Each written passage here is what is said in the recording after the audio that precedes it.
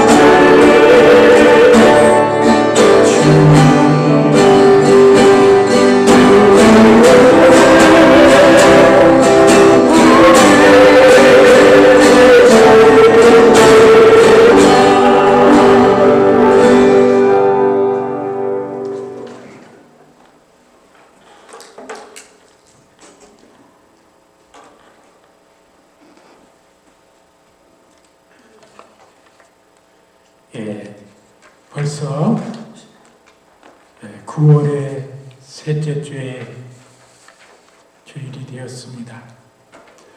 가을의 문턱에 벌써 우리가 들어선 것 같습니다. 우리가 주위에 들려오는 여러 소식들이 우리가 전혀 생각지 못하는 그런 사건들이 우리에게 다가옴을 느낍니다. 우리가 오늘 읽은 본문은 이스라엘 백성이 70년간 바벨론 포로의 생활을 하고 돌아올 때를 생각하며 지은 시 문학입니다.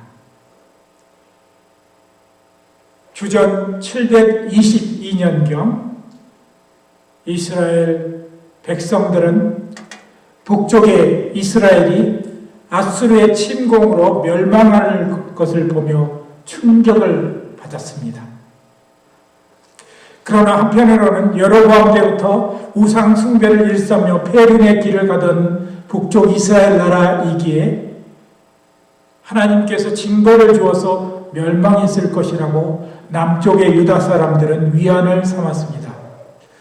그런데 그로부터 150년 후에 남쪽의 유다가 바벨론이라는 나라의 침공으로 예루살렘 성이 함락되고 그들의 성스러운 성전, 솔로몬 성전이 파괴되어 갈 때 그들은 형언할 수 없는 슬픔과 비통에 빠질 수밖에 없었습니다. 온 우주를 주관하는 여호와가 친히 임재했던 거룩한 성전을 가증한 이방 나라에 피 묻은 창칼을 든 군사들이 짓밟았을 때 그들의 신 여호와께서 그들을 지켜주지 못한다는 사실에 그들은 커다란 절망에 빠졌었습니다. 거기에 대하여 여호와의 택한 백성이 사슬에 묶여서 바벨론으로 끌려가던 모습을 보면서 그들은 땅을 치며 통곡할 수밖에 없었습니다. 그들은 질문하기를 여호와 하나님은 왜 이 순간을 지켜보고만 있을까? 라고 하며 여호와를 원망도 했습니다. 그러나 그때는 그들이 그렇게 원망했고 또 이해할 수 없는 하나님의 섭리에 대해서 통곡하고 가슴 아파했지만 이제 세월이 흘러 두 세대가 흘러서 70년 후에 비로소 그들은 본국 그들이 열망하던 시온 예루살렘으로 돌아올 수 있었습니다. 그 감격의 순간을 회상하며 쓴 글이 오늘 우리가 읽은 본문입니다.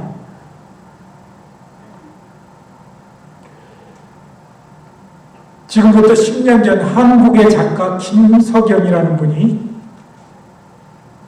인고의 세월이라는 책을 썼습니다. 사실 이 인고라는 말은 요즘 시대의 사람들은 그렇게 많이 쓰지 않는 낱말입니다.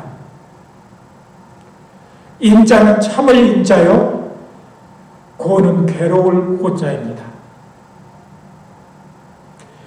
이 책의 서두에 보면 세월이 흐르면 즐거웠던 일도 슬펐던 일도 모두가 떠내려가 사람의 기억에서 망각되어 간다는 말이 있다. 세월이 사람을 아름답게 할 수도 있으나 반면에 추악하게 만들 수도 있다. 세월이 아무리 빠르게 지난들 사람의 기억은 영원한 것이다. 세월 속에 파묻힌 산천초목은 옛 그대로 보일지 모르나 사람은 옛사람이 아닐 만큼 늙어간다. 흐르는 강물처럼 세월은 언제나 흐르게 마련이다. 한스럽고 안타까웠던 일들도 세월 앞에서 어쩔 수 없이 누그러진다. 마음속에 꺼리고 슬펐던 상처도 남모르게 치유가 된다. 즐겁고 아름다웠던 추억의 조각들도 세월은 붙들어 매놓지 않는다. 세월은 낭만적인 데가 있다. 그 그것은 봄, 여름, 가을 그리고 겨울의 계절로 제각기 특색을 주어 선보이기 때문이다. 세월은 사람을 키우는 좋은 약재이다. 세월이란 사람을 갓난아이로부터 청년기와 장년기 그리고 노년기를 자연스럽게 구분 지어주는 마술사인 것이다.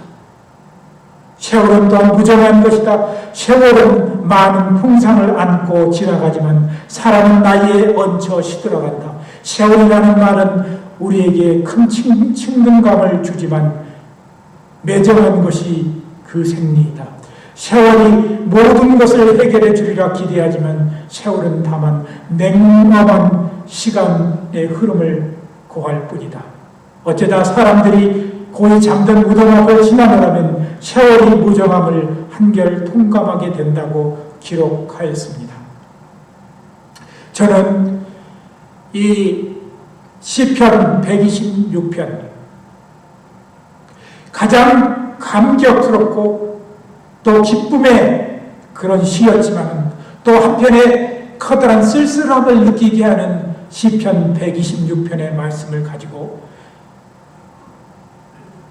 우리가 하나님의 백성인데 왜 고난의 시간을 만나며 인고의 세월을 겪고 살아야 하는지를 함께 생각해 보고자 하는 것입니다. 이 성경 말씀에도 고난은 우리에게 아플 때가 있지만 우리에게 커다란 교훈을 주고 여러 가지 유익을 또한 갖다 주기도 한다는 그런 말씀을 우리는 여러 군데서 찾을 수 있습니다. 그렇다면 이 고난과 시련의 세월을 지내면서 그것이 우리에게 주는 그러한 어떠한 긍정적인 요소가 있을까 여러분들과 몇 가지로 생각해 보겠습니다. 먼저 인고의 세월은 우리의 정신과 영적 사람을 성장시켜 줍니다.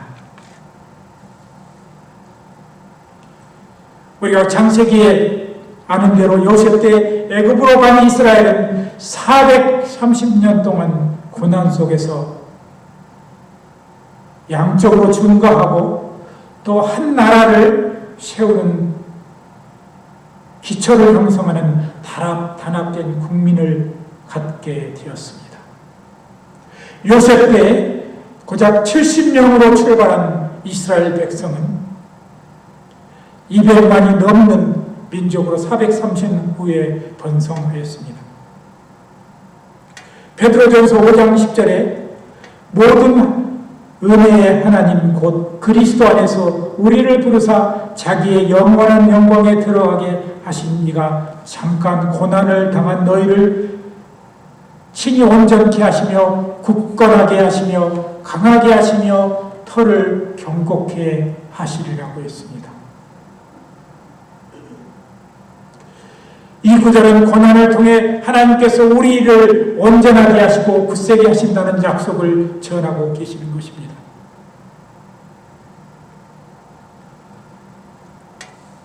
우리가 이 고난을 통해서 우리는 성장하고 또 우리 내면적으로 강해지는 것을 우리가 볼 수 있는 것입니다.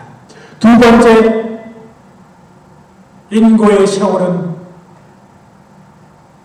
지내다 보면 하나님의 사랑이 고난 속에서 나타난다는 것을 알게 됩니다. 이스라엘 백성이 그랬던 것처럼 고난 속에서 하나님을 의지하는 그런 우리가 됩니다. 우리가 세상에서 하는 연습이 있는데 여러 가지 연습이 있습니다. 실망하지 않는 연습, 기다리는 연습, 하나님을 의지하는 연습입니다.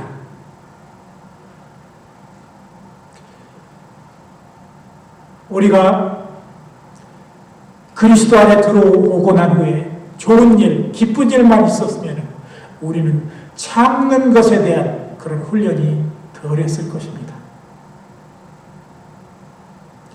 또 우리에게 하나님께서 좋은 것들, 또 세상에서 추앙받는 것들만 보며 그렇게 소유하게 산다면 우리는 나 외에 다른 사람이 고난을 당하고 아픔을 당하는 것에 대해서 소홀히 할 것입니다. 우리 하나님은 여러 가지 이 고난의 세월을 통해서 여러 가지 연습을 우리에게 하게 하신다는 것입니다. 그리고 하나님은 그 속에서 우리에게 사랑을 베푸십니다. 참 우리 그리스도인 참 신비로운 사람들인데 고난을 많이 받았어도 결코 실망하지 않고 오히려 그 고난이 지나면 하나님의 사랑을 느끼게 되었다고 감정하는 사람이 훨씬 더 많음을 저는 발견하게 됩니다. 이것이 바로 우리 그리스도 안에 있는 비밀인 것입니다. 고난이 그렇게 많았는데도 그 고난을 이기고서 하나님의 사랑을 느꼈을 때 하나님께 대해서 하나님의 사랑을 감사하는 그런 무리가 바로 그리스도인들인 것입니다. 그리고 제가 앞에서 실망하지 않는 연습, 기다리는 연습, 또 하나님을 연습을 우리가 이 세상 속에서 고난 속에서 한다고 그랬는데 로마서 8장 35절에 하나님은 더 확실하게 우리에게 사랑의 말씀을 하고 계시는 것입니다. 누가 우리를 그리스도의 사랑에서 끊으리요? 환난이나 곤고나 박해나 기근이나 적신이나 위험이나 칼이랴. 우리는 이러한 고난과 아픔과 박해 속에서도 하나님의 사랑을 느끼며 그 사랑이 끊어지지 않는다는 사실을 우리는 경험하게 되는 것입니다. 그리고 우리는 더 나은 소망, 순수한 소망, 그런 소망들을 가지게 됩니다. 여러분들이 디즈니 영화를 보면은 이 디즈니 영화의 가장 그 심벌을 가져다 주는 이 상징의 아이콘이 미키 마우스입니다. 여러분들이 보면 이 미키 마우스의 신발이 자기 거의 발 사이즈 정도 될 만큼 큽니다. 그런데 이 미키 마우스의 신발을 그린 사람은 아이들에게 꿈을 현실적이지는 못하지만 그래도 먼 훗날 자기가 이루고 싶은 그런 꿈을 꾸는 모습을 그리려고 그 신발을 그렸다고 합니다. 아마 여기 있는 모든 사람은 저도 어렸을 때 이 아버지가 신던 장화를 끊고서 완전히 질질 끊고서 밖에 나갔다가 다니고 더 들어오고 그런 때가 기억이 나는데 이것들은 내가 앞으로 클 거야. 이 신발을 신을 수 있을 만큼 내가 성장할 거야. 라는 그러한 은인주의 소망이 그곳에 있다는 사실을 우리는 발견하게 됩니다.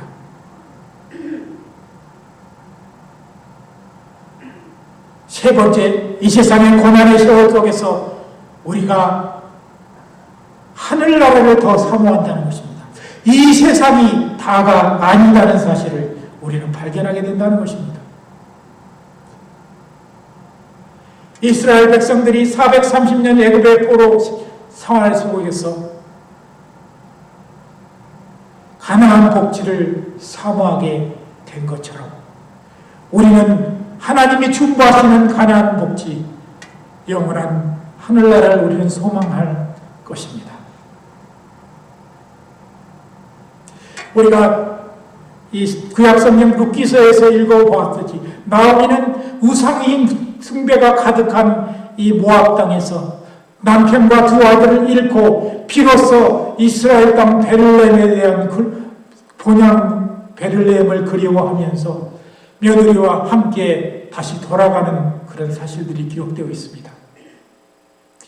우리가 고난, 인고의 생활 속에서 우리는 하늘나라를 더 사모하게 된다는 것입니다. 이 세상에서는 지금 이 고난이 잠시 끝나 잠시 동안 기쁨을 맛본다고 할지라도 또다시 우리에게 고난과 역경이 다가오며 아픔이 우리에게 닥쳐올 것입니다. 아픔이 없고 슬픔이 없고 눈물이 없는 그곳 하늘나라를 우리는 소망하며 사모하게 되는 것입니다. 제가 조금은 우스우면서도 의미가 있는 예화를 하나 설명드리려고 합니다. 한국의, 대한민국의 섬이 나는 이렇게 많은 줄 몰랐습니다. 한국의 섬이 3,358개라고 합니다. 그런데 한 크리스찬 작가가 얘기하기를 그 중에 한 섬이 있는데 그 섬의 이름은 그레도라는 섬이다 라고 했습니다. 이것은 한국의 시인인 김승희 씨의 시 그레도라는 섬이 있다는 그런 시에서 나오는 말입니다. 이 그레도란 도의 낱말에 도는 섬을 의미하는 것이 원래 아니지만은 그냥 부사의 한 낱말이지만 도자에다가 섬도자를 붙여서 해석했습니다. 혹시 어디에 있는 섬인지 지도를 찾을 일이 아니다. 그러나 단순한 언어 유희가 아니다. 아무리 삶이 고단하더라도 그래도 살아내야 하는 말을 하려고 그레도라는 섬이 있다고 말하는 것입니다. 이 섬의 이 시의 내용을 잠깐 간추려보면 가장 낮은 곳에서 젖은 낙엽보다 더 낮은 곳에서 있는 섬. 사랑의 불을 꺼뜨리지 않고 사는 사람들. 가장 아름다운 것 속에 더 아름다운 피 묻은 이름. 그 가장 서러운 것 속에 더 타오르는 찬란한 꿈. 누구보다 더 다 그런 섬에 살면서도 세상의 어느 지도에도 알려지지 않은 섬. 그래서 더 신비한 섬. 그래서 더 가꾸고 싶은 섬. 그래도 그대 가슴 속에 따스한 미소와 장밋빛 채원 이글이글 사랑과 눈이 부신 영광의 함성. 이렇게 되어 있는 시입니다. 그래서 시인은 이 섬을 세상에서 가장 아름다운 섬이라고 말하는 것입니다.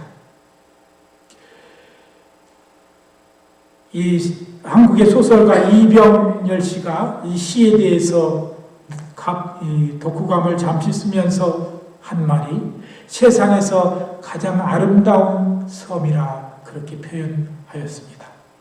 오늘 그리스도인들은 어떠한 고난과 역경과 아픔이 닥쳐도 그래도 우리 하나님이 우리와 함께 계시다.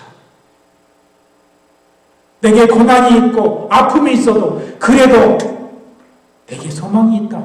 주님이 예비하시는 하늘나라가 있지 않느냐라는 우리 그리스도는 이 그레도라는 말을 외치고 또 그레도라는 섬에서 우리는 위안을 받는 것입니다. 이제 말씀을 맺으려 합니다. 어떤 그리스도인이 나는 매일 기쁜 삶을 산다고 말하는 것을 들었습니다.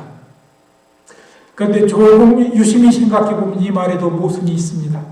오늘날 성도들의 고통의 세월들 속에서도 오묘하고 신비한 하나님의 섭리가 숨어 있다는 사실을 우리는 잊어서는 안 됩니다. 이 고통과 시련의 가시덤불 속에 숨겨져 있는 하나님의 사랑의 손길을 읽을 수 있을 때 우리는 비로소 성숙한 그리스도인이 되는 것입니다. 이 성숙한 그리스도인만이 환난 중에도 인내하고 연단하고 소망을 이루는 것입니다. 우리가 읽었던 야고보서 1장 2절에서 4절 말씀처럼 그렇게 우리는 환난 중에도 인내하고 연단되고 소망을 이루는 것입니다. 이 성경에 소망이라는 단어가 108번 나온다고 그러는데 실망이라는 단어는 고작 3번밖에 나오지 않는다고 합니다. 그렇기 때문에 우리 그리스도인들은 소망, 어떠한 고난과 인고의 세월에서도 소망을 잃지 않는 성도가 되어야 합니다. 갈라디아 6장 9절 10절 말씀, 우리가 선을 행하되 낙심하지 말지니 피곤하지 아니하면 때가 이름에 거두리라. 그러므로 우리는 기회 있는 대로 모든 이에게 착한 일을 하되 더욱 믿음의 가정들에게 할지니라 했습니다.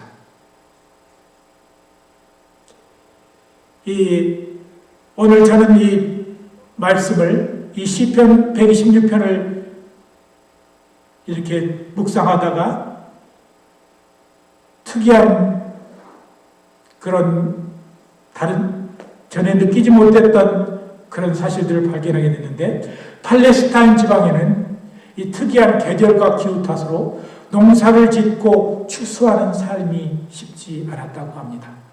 그래서 원래 유목민들이 성행했는데 바벨론의 포로로 들어간 이후부터 그들은 그곳에서 그 사람들이 농사하는 법을 많이 배웠다고 합니다. 그래서 그들이 이제 1차, 2차, 3차로 이렇게 본국으로 돌아올 때 여러 농사를 짓는 씨를 많이 가져왔다고 합니다. 그래서 이제 바벨론 포로에서 돌아와 농토를 개간하고 또 여러 가지 농지를 개발함과 동시에 그들의 거처를 마련한 일들을 했는데, 오늘 시 속에서 눈물로 씨를 뿌리는 자는 이 말 속에는 그들이 상상했던 포로 이전의 말의 의미도 있지만은 이 시는 분명히 바벨론으로 돌아온 이후에 쓰여진 시이기 때문에 그들의 삶은 그들이 다시 돌아와 본국에서 느꼈던 눈물을 흘리며 씨를 뿌리는 상황을 우리는 생각해야 한다는 것입니다. 우리가 잘 아는 느헤미야서를 보면은 이 포로들이 돌아왔을 때 본국의 사람들이 환영하고 얼싸안고 아주 눈물을 흘리고 서로 처음에는 그렇지 않았다는 사실을 발견하게 됩니다. 오히려 7시에서 이 산발락과 도비아가 이 사람들은 원래 거기에 있었던 이제 이 바벨론이나 나라에 녹을 먹고 살던 사람들이었는데, 그들이 거기에 정착하는 것은 질투와 또 시비를 거는 눈길을 주는 것은 물론 예루살렘 성을 증축하는데도 오히려 못하게 방해를 했다고 합니다. 그들이 그래서 돌아왔던 이 이스라엘 사람들이 해야 했던 일이 한 가지가 아니라 2가지를 하루에 했다고 합니다. 낮에는 농기를 가지고 들에 나가서 열심히 일하고, 밤에는 그것을 못하게 성을 못 쌓게 하는 사람들의 공격, 산발락과 도비아의 무리들의 공격을 막기 위해서 무기를 들고 싸워야 하는 그런 일들을 했다는 그런 역사적 사실들이 있습니다.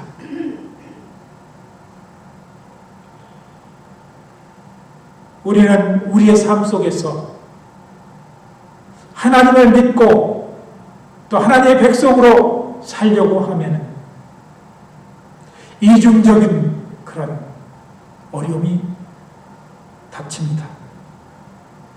우리는 교회에 나와서 열심히 예수도 믿고 신앙생활도 해야 되고, 또 세상에 나가서 우리의 삶의 터전을 일궈야 하는 그런 책임들이, 2가지의 과중한 책임들이 우리 그리스도인들에게 있습니다.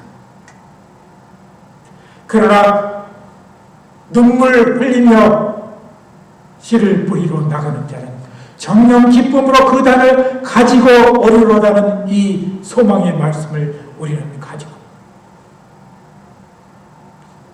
오늘 우리 삶은 이 삶 속에서 눈물의 씨앗을 뿌리고 추수 때까지 수많은 수고의 노력을 아끼지 않아야 합니다. 또 우리에게 가해지는 핍박과 조롱, 고난과 시련 속에서 흘리는 눈물을 주께서 닦아주시고 또 위로해 주시려는 그런 소망을 가지고 오늘도 인고의 세월을 지내면서 주님 안에서 우리 영혼이 기뻐하는 그런 우리 영혼 깊은 곳에서부터 소망과 기쁨의 눈물이 일어날 수 있는 성도가 되시기를 예수 그리스도 이름으로 간절히 기도드립니다. 우리 함께 기도드리겠습니다. 너희가 시험을 당하여 낙심하지 말지니 피곤하지 아니하면 때가 이름에 거두리라고 우리에게 약속하셨습니다.